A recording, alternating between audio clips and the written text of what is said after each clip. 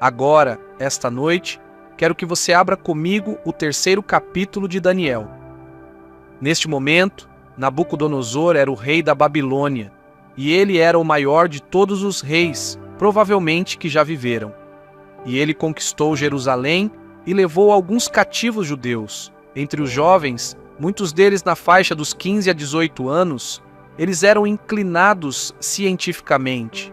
Ele os leva de volta à Babilônia para treiná-los a ajudá-lo enquanto constrói seu império.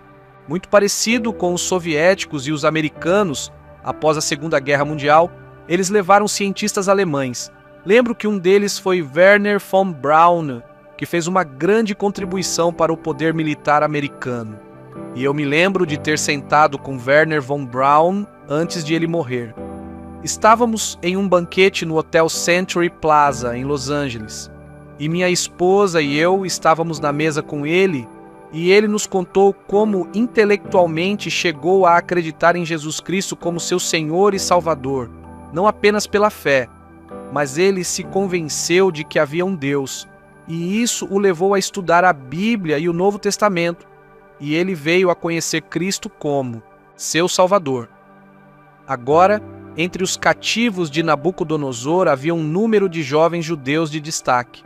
4 deles são mencionados nesta passagem: Daniel, Mesaque, Sadraque e Abed-nego, e eles eram disciplinados em todos os aspectos dos babilônios para que pudessem ajudar. Enquanto Nabucodonosor expandia seu império para se tornar o maior império do mundo na época, agora Daniel, Mesaque, Sadraque e Abed-nego conheciam a disciplina assertiva desde cedo, porque, como já vimos na escritura que nos foi lida por John Wesley White, eles se recusaram a comer da carne do rei e a beber do vinho do rei, porque a carne do rei havia sido oferecida a ídolos, e eles sabiam que isso era contra a lei de seu Deus. Agora eles estavam a 1.500 milhas de casa. Quem saberia? Quem se importaria? Mas eles sabiam que Deus estava observando. E como jovens, dedicaram-se e comprometeram-se totalmente a Deus. Agora Daniel teve um sonho e ele chamou os astrólogos, os adivinhos, os cientistas e todas as outras pessoas e disse: digam-me qual é o sonho. Nabucodonosor teve o sonho. E eles disseram: conte-nos o sonho. Ele disse: não posso. Se você não me contar, vou mandar que vocês sejam cortados em pedaços. Garoto, isso os fez estudar, trabalhar e tentar responder. Não podemos dizer sem o sonho, não podemos interpretá-lo. E assim, Daniel chamou um dos guardas e disse: eu posso interpretar o sonho. Deus me revelou isso. Meu Deus me revelou. E ele foi ver Nabucodonosor, Senhor, e disse: não mate todos os astrólogos, os adivinhos e os sábios da Babilônia. Eu vou te contar o sonho e vou interpretá-lo.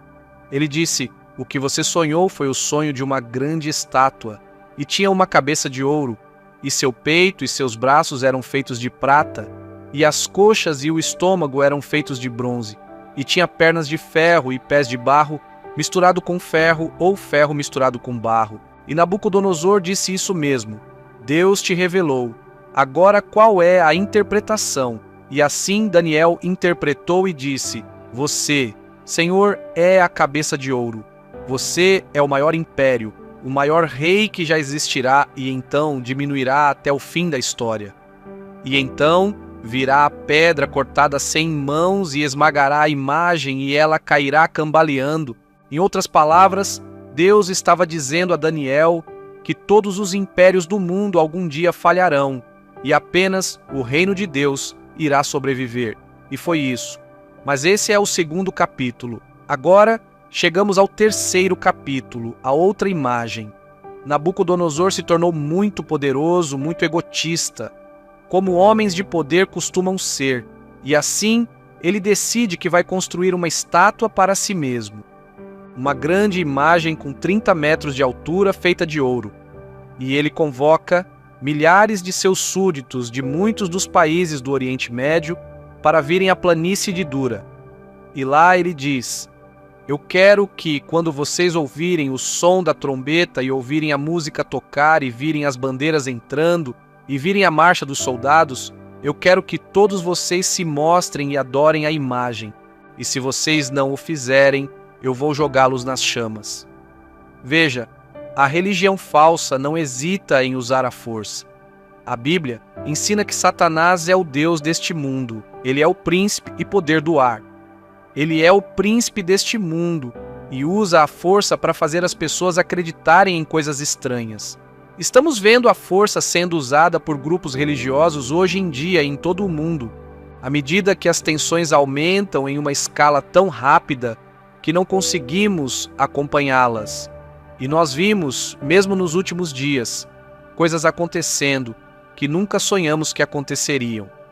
Mas elas estão acontecendo e parece que o mundo está correndo loucamente em direção à Terceira Guerra Mundial, e a Terceira Guerra Mundial será o Armagedon. Os 4 cavaleiros do Apocalipse já estão montando. Eu posso ouvir o som de seus cascos, e a menos que nos arrependamos e voltemos para Deus, eles virão com toda a sua guerra, sua destruição, a fome, as doenças, a morte e o inferno que trazem consigo. Ele ordena que adorem a imagem, mas Cristo também foi solicitado a adorar a imagem. Ele foi convidado a se curvar e adorar o diabo em Mateus 4. Mas Jesus não discutiu, ele não debateu, ele disse: está escrito. Tudo o que ele fez foi usar a palavra de Deus.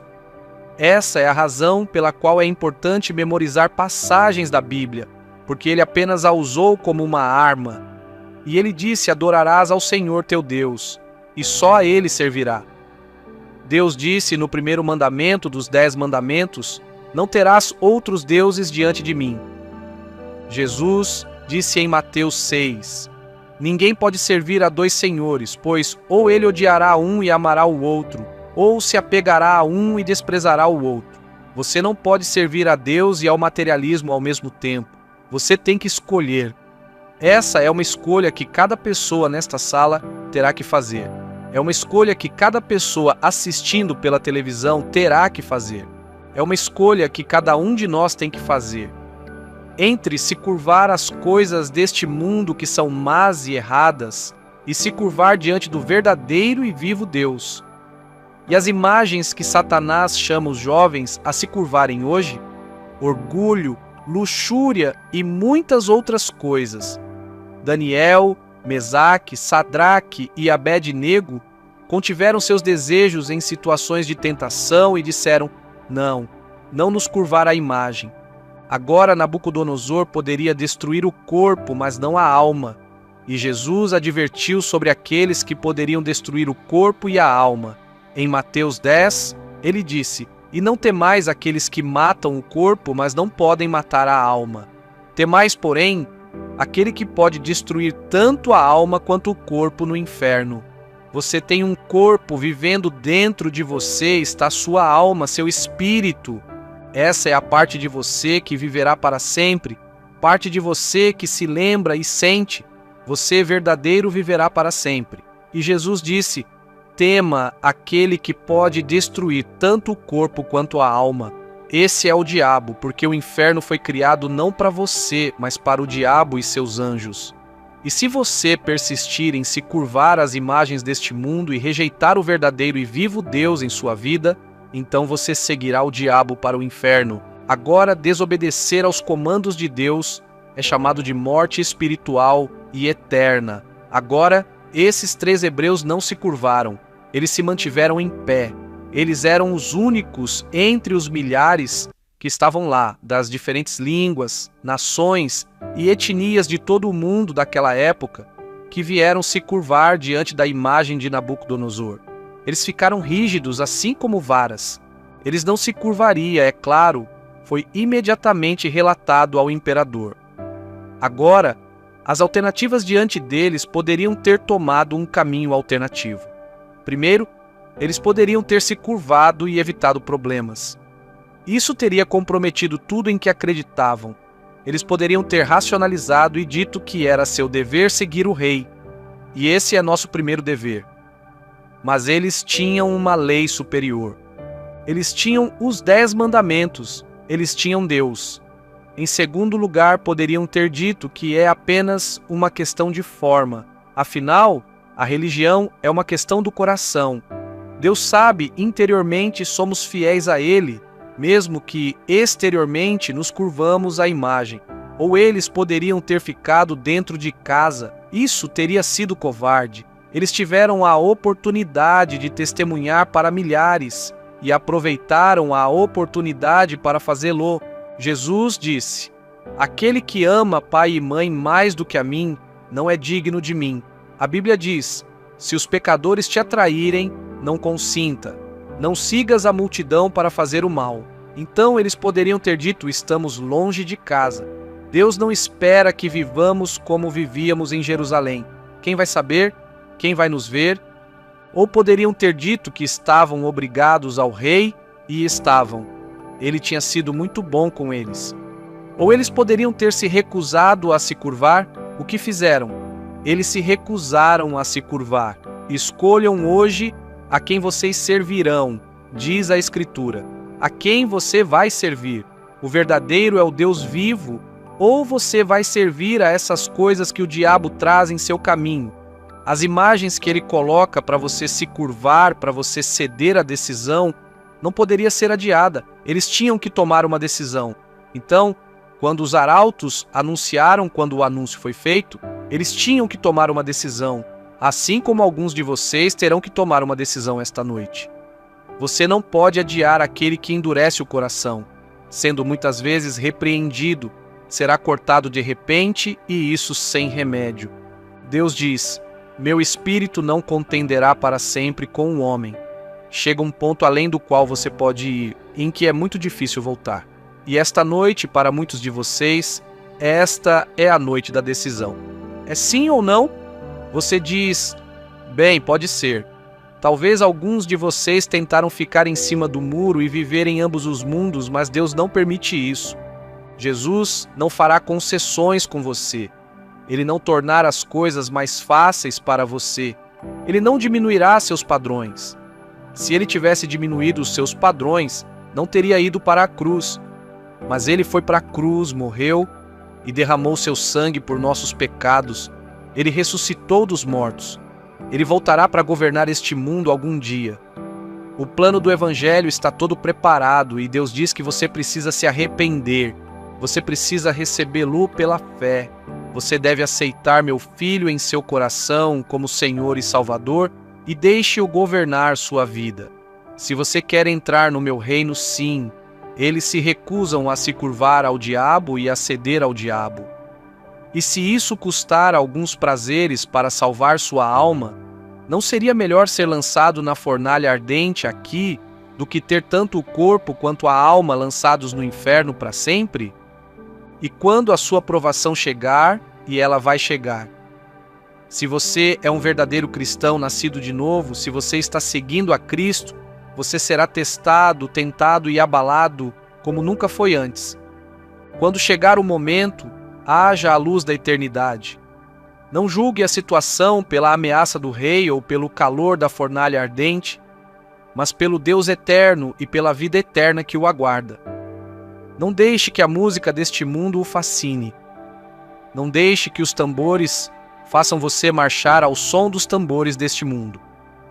Marche ao som de outro tambor que o mundo não pode ouvir. O tambor do seu marcha pelos passos ordenados pelo Espírito Santo e estabelecidos pelo exemplo de Jesus. Esses jovens corajosos desafiaram a fúria do tirano enfurecido, e porque viram aquele que é invisível e tiveram respeito pela recompensa do prêmio, creram. Mas o rei deu a eles outra chance agora, após esta vida. A Bíblia não promete que você terá outra chance. Em nenhum lugar da Bíblia eu encontro onde você terá uma segunda chance. No momento em que você morre, mas o rei lhes deu outra chance. Ele lhes deu outra oportunidade.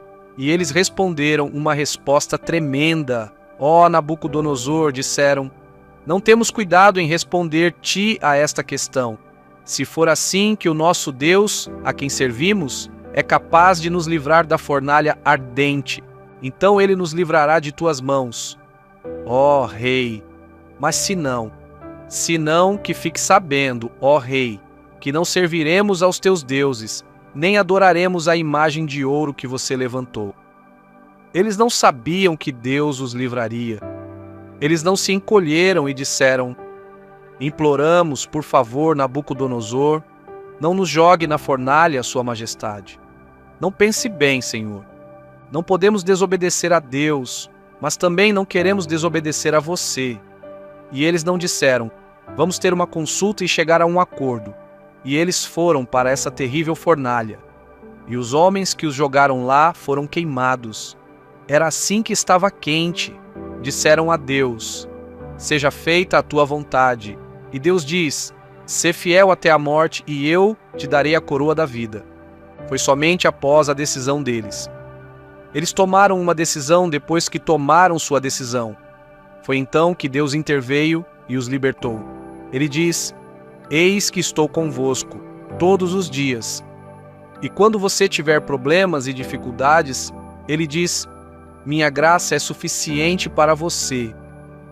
E então o rei olhou para a fornalha, recuando o máximo que podia para não ser queimado. Ele olhou para dentro e ficou surpreso com o que viu. O que ele viu? Ele disse: eu vejo 4 homens, e a forma do quarto é como o Filho de Deus. 3 homens haviam sido lançados. Eles deveriam ter se tornado nada além de cinzas. Estavam amarrados, mas ele vê 4 homens. E o quarto é semelhante ao Filho de Deus. Deus havia enviado seu anjo ali. Ou era o próprio Filho de Deus que havia vindo? Deus está com seu povo na fornalha ardente.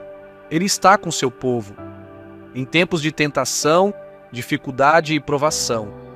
Nada nos separará do amor de Deus. Dizem as Escrituras: eles não têm ferimentos. O Senhor te preservará. Ele preservará a tua alma, pois os olhos do Senhor estão sobre os justos, e seus ouvidos estão abertos às suas orações. Mas o rosto do Senhor está contra aqueles que fazem o mal. E quem é que pode prejudicá-los se vocês forem seguidores do que é bom? A maneira como eles entraram na fornalha ardente. Venham autocontrolados, alegres. Cristo estava com eles. Deus estava com eles. Suas amarras se soltaram. E quando o rei ordenou que fossem tirados, eles saíram andando retos como um bastão, com a cabeça erguida. Nenhum fio de cabelo de suas cabeças foi chamuscado. Suas roupas, eles entraram totalmente vestidos. Suas roupas não tinham nem mesmo cheiro de fumaça. E o rei se inclinou diante deles. E ele disse: seu Deus é o verdadeiro e o Deus vivo. E ele ordenou que todos os sábios, os adivinhos e os caldeus fossem lançados naquela fornalha. E então ele ordenou que aquela multidão se curvasse diante do verdadeiro e vivo Deus. E ele destruiu a imagem que havia construído. E isso mudou a Babilônia, porque 3 jovens ousaram ficar sozinhos, ousaram morrer. Ousou encarar a morte de frente e dizer: eu creio. Foi isso que Jesus Cristo fez. Ele ficou diante da cruz. A cruz seria no dia seguinte. E naquela noite em Getsêmani, ele se ajoelhou com seus discípulos e orou a noite toda. E ele suou gotas de sangue. E ele disse: Senhor, a seu Pai, meu Pai, não a minha vontade, mas a tua seja feita. Se não há outra maneira de salvar a raça humana, se não há outra maneira de salvar Bill, de Suzy e Mary. Lá em 1983, eu irei para a cruz. Eles merecem a morte. Quebraram a lei, merecem o julgamento e merecem o inferno. Mas se você quiser, e se for a sua vontade, eu irei e tomarei o inferno, e o julgamento deles em seu lugar.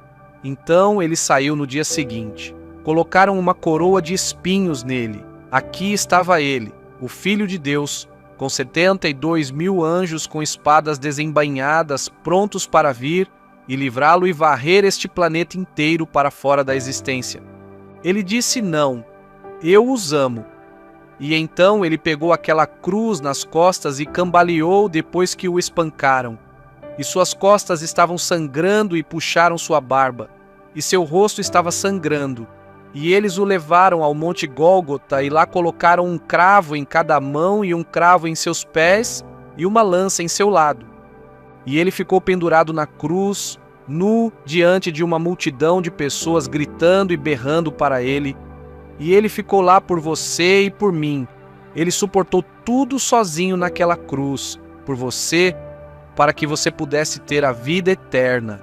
Ele suportou o forno do inferno por você, para que você pudesse ser perdoado de seus pecados. E quando você morrer, ir para o céu e ter paz e alegria aqui e agora, e ter Cristo com você através do Espírito Santo. Agora, todos os dias, você não precisa viver um minuto sozinho. Cada problema e cada dificuldade que você enfrenta, Ele está lá. Ele te ajuda a decidir com quem você vai se casar, ou qual será sua vocação, ou como será sua vida. Ele te ajudará em seus estudos, ou te ajudará em seus relacionamentos com outras pessoas? Ele está lá para ajudar a aliviar seus fardos aqui e agora. Isso além da vida que está por vir. Ele dá tanto a vida aqui e agora, quanto a vida que está por vir. E tudo isso é seu. Se você colocar sua fé e confiança nele, você pode perguntar: bem, o que eu tenho que fazer? 3 coisas. Primeiro, arrependa-se de seus pecados. Quantos de vocês aqui esta noite poderiam me dizer o que é arrependimento? Você acha que realmente conhece Cristo, não acha? Você vai à igreja, você foi batizado, você frequentou a escola dominical, mas você provavelmente nem sabe o que é arrependimento. Arrependimento significa mudança, a mudança da sua mente, a mudança do seu modo de viver. Se quando você veio a Cristo, sua vida não mudou dramaticamente ao longo do tempo, então há algo errado com essa decisão. Eu era o líder dos jovens da minha igreja, mas eu realmente não conhecia a Cristo de uma maneira pessoal. E uma noite eu o encontrei. Ele me encontrou e mudou minha vida completamente. E era um Billy Graham totalmente diferente do que apenas a igreja liderava os jovens. E dizia aos mais velhos da igreja que eu acreditava em todo o catecismo e acreditava em todas aquelas coisas. Eu acreditei neles com minha cabeça, mas não com meu coração. Minha vontade não havia sido rendida à vontade de Jesus Cristo. E então, a segunda coisa é que, pela fé, você o recebe. A palavra fé significa compromisso. Ouvimos essa palavra esta noite, compromisso. Isso significa que você se rende totalmente pelo resto de sua vida a Jesus Cristo, não apenas como seu Salvador, mas como seu Senhor. Você entrega sua vida pessoal, seu corpo, sua mente, tudo a Ele. E então, em terceiro lugar, você está disposto a obedecê-lo, segui-lo e servi-lo? 3 coisas. Arrependa-se, acredite. E a palavra acreditar é onde tropeçamos porque acreditamos com nossas mentes. Mas estou falando sobre crer com tudo o que você tem, entregando tudo a Ele e em seguida obedecendo, custe o que custar, o mundo ou a fornalha, qual será? Porque há um julgamento por vir. E se você tomar essa decisão esta noite, eu vou pedir que você se levante do seu assento. Temos visto várias centenas, todas as noites, fazerem o que eu vou pedir que você faça. Vou pedir que você se levante do seu assento e venha ficar em frente à plataforma e diga ao vir simbolicamente: eu me arrependo do pecado. Eu recebo Cristo da melhor maneira que sei. Eu o seguirei com a ajuda dele. Vou pedir que você venha e fique aqui. E depois que você vier, vou dizer uma palavra a você, ter uma oração com você. E vamos lhe dar algumas literaturas para ajudá-lo em sua vida cristã e um compromisso de vida inteira com Jesus Cristo.